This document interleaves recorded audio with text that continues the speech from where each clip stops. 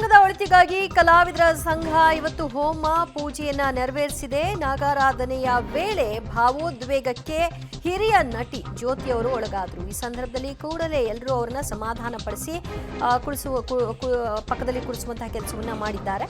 ಬಳಿಕ ನೀರು ಕುಡಿಸಿ ಸಮಾಧಾನ ಪಡಿಸಿದ್ದಾರೆ ಹಿರಿಯ ನಟಿ ಜ್ಯೋತಿಯವರಿಗೆ. ಸಹಜವಾಗಿ ತಾವು ನಂಬುವಂತಹ ದೈವದ ಒಂದು ಆರಾಧನೆ ನಡೀತಾ ಇದ್ದಾಗ ಭಾವೋದ್ವೇಗಕ್ಕೆ ಒಳಗಾಗುವುದು ಕೂಡ ಸಹಜ. ಅದೇ ರೀತಿಯಾಗಿ ಹಿರಿಯ ನಟಿ ಜ್ಯೋತಿಯವರು ಕೂಡ ಭಾವೋದ್ವೇಗಕ್ಕೆ ಒಳಗಾದರು.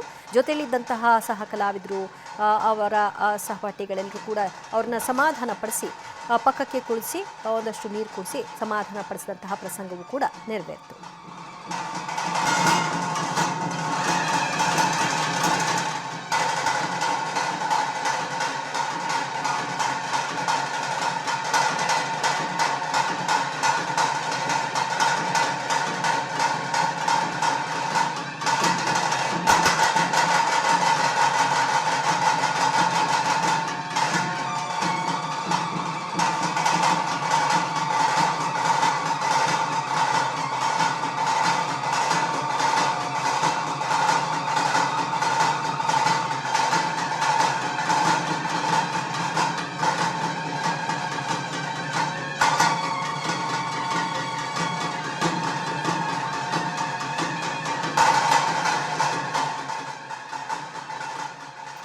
ಹಿರಿಯ ನಟಿ ಜ್ಯೋತಿಯವರು ಇವತ್ತಿನ ಈ ಕಲಾವಿದರ ಸಂಘದ ಪೂಜೆ ಕಾರ್ಯಕ್ರಮದಲ್ಲಿ ಭಾಗಿಯಾಗಿದ್ದರು. ಈ ಸಂದರ್ಭದಲ್ಲಿ ನಾಗಾರಾಧನೆ ನೆರವೇರ್ತಾ ಇತ್ತು. ನಾಗಾರಾಧನೆಯ ಸಂದರ್ಭದಲ್ಲಿ ಅವರು ಭಾವೋದ್ವೇಗಕ್ಕೆ ಒಳಗಾಗಿ ಆ ಒಂದು ತಾಳಕ್ಕೆ ತಕ್ಕ ಹಾಗೆ ಅವರು ಕೂಡ ನೃತ್ಯ ಮಾಡಲಿಕ್ಕೆ ಶುರು ಮಾಡಿದರು. ಸೊ ಅದಾದ ನಂತರದಲ್ಲಿ ಜೊತೆಯಲ್ಲಿ ಎಲ್ಲರೂ ಕೂಡ ಅವ್ರನ್ನ ಹಿಡಿದು ಸಮಾಧಾನ ಪಡಿಸಿದ್ದಾರೆ. ಕಲಾವಿದರ ಸಂಘದಲ್ಲಿ ಪೂಜೆ ನೆರವೇರುವಂತಹ ಸಂದರ್ಭದಲ್ಲಿ ಹಿರಿಯ ನಟಿ ಜ್ಯೋತಿಯವರು ಭಾವೋದ್ವೇಗಕ್ಕೆ ಒಳಗಾಗ್ತಾರೆ. ನನ್ನೊಟ್ಟಿಗೆ ಜ್ಯೋತಿಯವರು ಇದ್ದಾರೆ, ಮಾತನಾಡಿಸ್ತಿದ್ದೆ. ಮೇಡಮ್, ಏನಾಯಿತು? ಯಾಕಂದರೆ ಒಂದು ಪಾಸಿಟಿವ್ ವೈಬ್ ಇದೆ ಅಂತೇಳಿ ಸಾಕಷ್ಟು ನಟ ನಟಿಯರು ಕಲಾವಿದರು ಬಂದಂಥ ಸಂದರ್ಭದಲ್ಲಿ ಹೇಳಿದ್ರು. ತಾವು ಕೂಡ ಅಲ್ಲಿದ್ರಿ, ಏನಾಯಿತು ಅವಾಗ? ಅದೇ ಪಾಸಿಟಿವ್ ವೈಬ್ ಇರೋದ್ರಿಂದ ಅದು ಸ್ವಲ್ಪ ನನಗೆ ವೈಬ್ರೇಷನ್ ಬಂತು ಮೈಯಲ್ಲಿ. ಸುಬ್ರಹ್ಮಣ್ಯ ದೇವರು ಎಲ್ರಿಗೂ ಒಳ್ಳೇದ ಮಾಡಬೇಕು ಅಂತ ಹೇಳಿ ಒಂದು ಪೂಜೆಯನ್ನು ಇಟ್ಕೊಂಡಿದ್ದಾರೆ. ಸೊ ಆ ಸಂದರ್ಭದಲ್ಲಿ ನನಗೆ ಸ್ವಲ್ಪ ವೈಬ್ರೇಷನ್ ಬಂತು ಮೈಯಲ್ಲಿ. ಅದರಿಂದ ಏನೂ ತೊಂದರೆ ಏನೂ ಇಲ್ಲ. ಅದು ದೇವರಿದ್ದಾರೆ, ಇಲ್ಲಿ ಇದ್ದೀನಿ ನಾನು ಅಂತ ತೋರಿಸ್ಕೊಳ್ಳೋದಕ್ಕೆ ಒಂದು ಸೂಚನೆ ಅಷ್ಟೇ.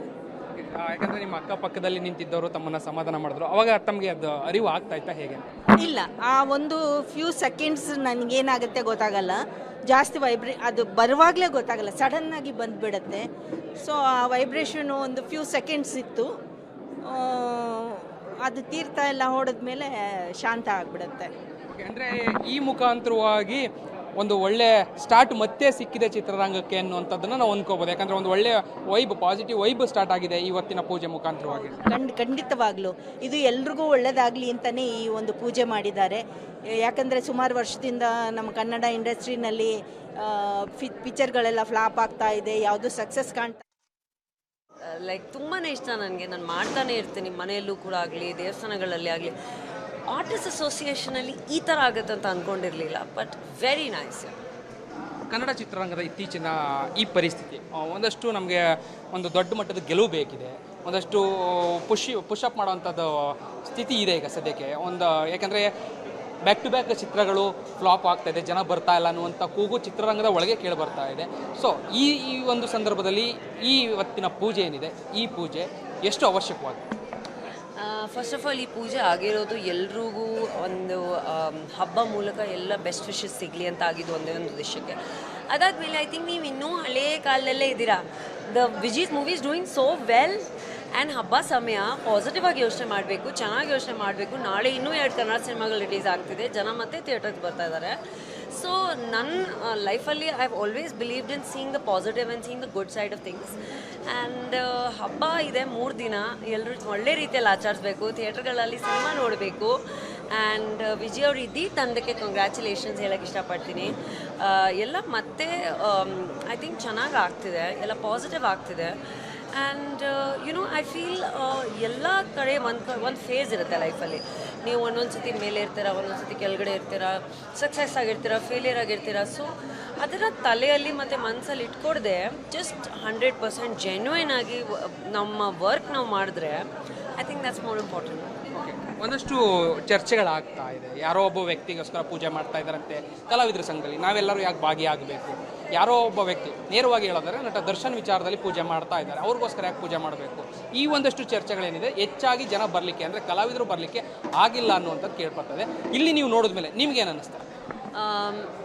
I feel like it's extremely amateur and extremely silly. ಈ ಥರ ಮಾತಾಡಲೇಬಾರ್ದು. ಫಸ್ಟ್ ಆಫ್ ಆಲ್ ಯಾರಾದರೂ ಇವಾಗ senior artist and senior most people of the industry, ದೊಡ್ಡನವರಾಗಲಿ, ರಾಕ್ಲೈನವರಾಗಲಿ, ಜಯಮಾಲಾ ಮ್ಯಾಮ್ ಆಗಲಿ, ಎಲ್ಲರೂ ಸೀನಿಯರ್ಸು ಈ ಥರ ಒಂದು ಪೂಜೆ ಇಟ್ಕೊಂಡಿದ್ದಾರೆ ಅಂದರೆ ಒಂದು ಎಲ್ಲ ಒಳ್ಳೆ ಉದ್ದೇಶಕ್ಕೆ ಇಟ್ಕೊಂಡಿರ್ತಾರೆ. ಆ್ಯಂಡ್ ಅದನ್ನು ಪಾಸಿಟಿವ್ ನೋಡೋದು ಬದಲು making it personal about anybody is not nice. But C, ನಾವೆಲ್ಲರೂ ನಾನು ಬೇಡ್ಕೋತೀನಿ ಎಲ್ಲರೂ ಚೆನ್ನಾಗಿರಲಿ ಅಂತ.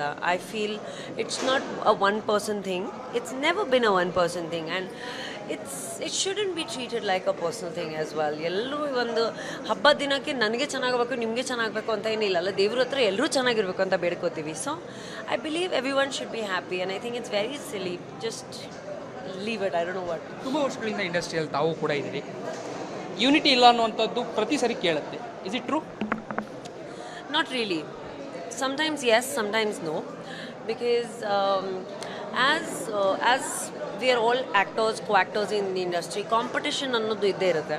But I think it's always been healthy competition. ಏನಾದರೂ ವಿಷಯ ಬಂದಾಗ, ಏನಾದರೂ ಸಿಚುವೇಶನ್ ಬಂದಾಗ ಎಲ್ಲ ಆ್ಯಕ್ಟರ್ಸು ಒಟ್ಟಿಗೆ ನಿಂತ್ಕೊಂಡು ಅದ್ರ ಬಗ್ಗೆ ಮಾತಾಡಿದ್ವಿ, ಅದನ್ನು ಒಂದು ಸೊಲ್ಯೂಷನ್ ಕೊಡಬೇಕು ಅಂತ ಮಾಡಿದ್ವಿ, ಸೆಲೆಬ್ರೇಷನ್ ಕೊಡೋ ಅಂತ ಮಾಡಿದ್ವಿ. So I don't think it's a generic thing that exist. But of course is healthy competition and then see, I can't like you all the time, you can't like me all the time. So ಇವಾಗ ಅದನ್ನು personal ಮಾಡೋದು ಬದಲು ಅವ್ರವ್ರ ಪಾಡಿಗೆ ನೆಮ್ಮದಿಯಾಗಿ ಅವ್ರವ್ರ life ನಡ್ಸ್ಕೊಂಡು ಹೋದರೆ ಒಳ್ಳೆಯದು. And when you meet